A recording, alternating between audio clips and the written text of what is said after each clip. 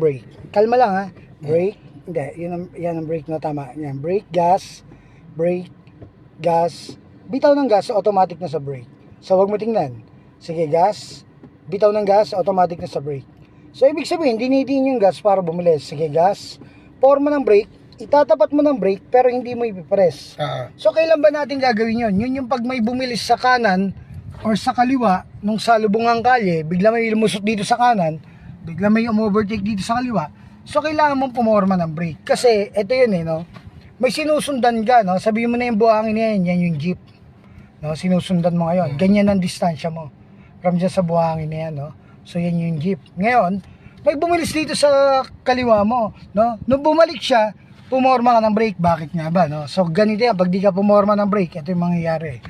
Pagbalik niya ng kanan, no? Babalik siya ng kanan dahil may sumalubong, di ba?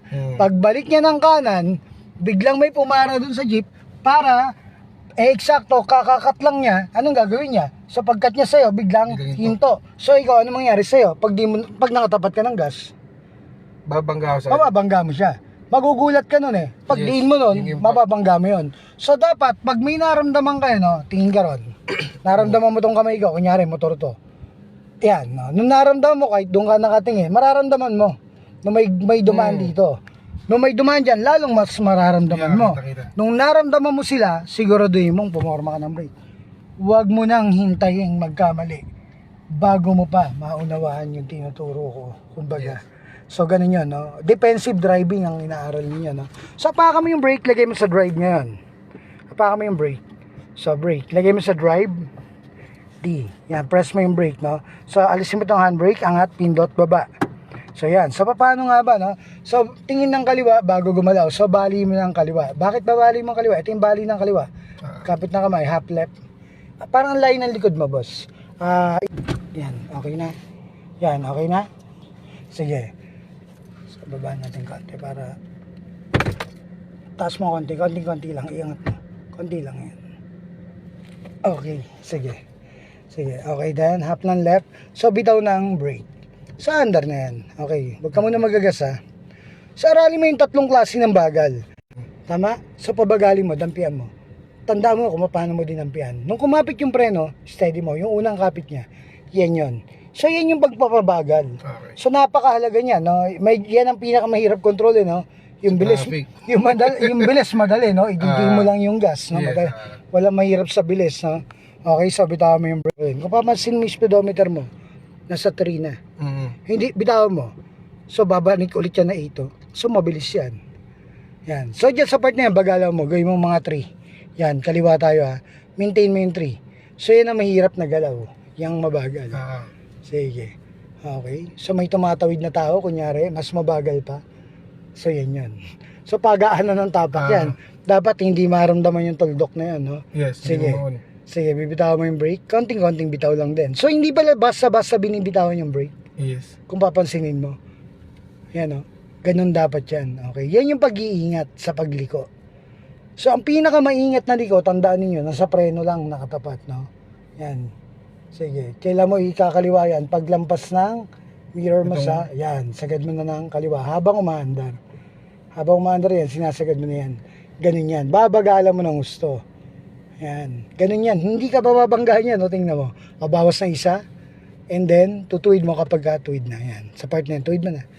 Yan. Okay then. Ikot ka ng kanan. Hap mo ng kanan. Okay. So, paano? Babagal ulit. Di ba? So, paglampas ng mirror mo sa pine tree, sige. Kumakanan ka tuloy-tuloy. Sige, yan. Sinasagad mo na yan. Okay. Ganun yan. So, hindi ka mababangga. Pag binitaw mo bigla yung brake, mabilis yan. Try mo. Pag binitaw mo, di ba? Mapapansin mo di ba? Then bawas, isa pa. Bawas pa, yan. Okay, ngayon. Di ba, pinabagal mo siya, tama? Pabagalin mo nga ulit, tanda mo yung tapak na yan. Okay, sige ngayon, mag-gas ka. Kung paano mo siya pinabagal, ganun lang yung tapak. Maintain mo. Pagkapit ng gas, sige, steady mo yan. Hindi siya pinapump.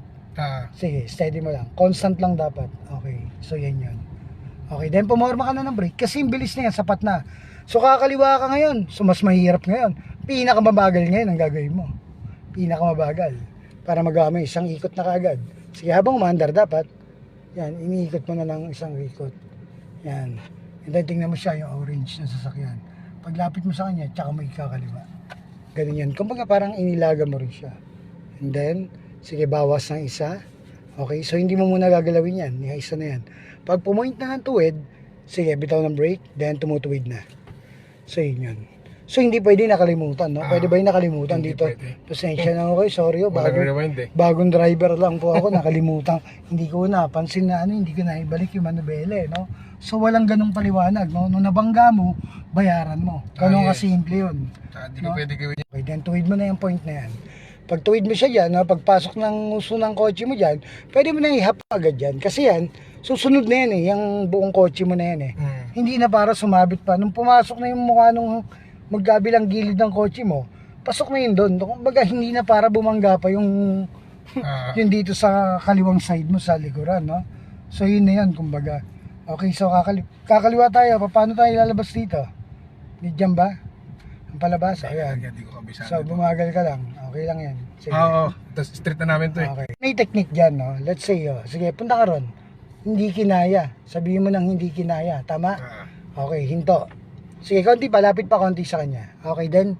Sige, lapit pa din. Hinto. Okay, then sagad mong kanan. Ganun ang gagawin dyan. Sagad mong kanan. Sagad mo yung manubela. Sige, sagad mo lang. Then re-reverse mo. Sagad mo ng kanan, ha? Okay, then pinakamabagal yan. Titingnan mo kaliwat kanan kung may tatamaan ka. So, yan ang technique niyan. Yan, titingnan mo pagka tumuwid ka na rin doon. Okay, then hinto. Okay, then kaya na yan. Tuwid mo. 1, isa pa. 2, then lagay mo sa drive. Okay, nasa tuwid kang part ngayon. So, iahap mo ng kaliwa. Okay, pag kulang, dagdag. So, bagalan mo lang para hindi ka bumangga. Mabilis. Sige, wala yung bagal. Sorry. Oo. So, sabi ko nga, no? Ikaw na nga nagsabi, walang sorry. Replay. No, ayan. So, bagalan mo lang para magawa mo. So, isang ikot ng kaliwa. Okay, sige, bitaw ng brake. So, ayan. Huwag mong bitawan totally. Pabagalin mo para magawa mo. Mas maunawa mo yan pag bumagal ka eh. Yan, babagal pero hindi hinto. Sige. Okay. Sige. Then, bibitaw mo lang yung brake. Okay, then bawas na isa. Okay, nung tumuwid. Bumaya mo na tutuwid pagkatuwid na. So, yun yan, no?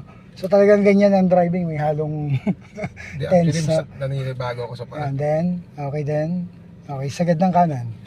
Yan, sasagad mo yan eh. So, point ka rito eh, di ba? Gagawin mong pinakamabagal yan. So, pasok ka naman eh, oh. Pasok naman siya eh. So, ito yung point ng tatandaan mo. Nung patuwid na, bawas na isa. Nung tumuwid na, sige, hindi yan, malayo yan. Then, tuwid mo na. So, yun yun. Malayo yung gano'n ha. Mga ano pa yan, mga ganito pa yun, oh. Yan, ganyan pa kalayo. Pag tinignan mo dyan, talaga parang babangga na. Sa tansya nga eh. Doon ako naninibago eh. So, umpisa lang yan. Okay, no? Yan po si sir, no? Starting from zero knowledge, no? Sa pagdadrive, no? Sige, ikot ng kanan. Isang ikot. Okay, then. Tsaka dapat yung pihit na manubela. Ganito lang, ha?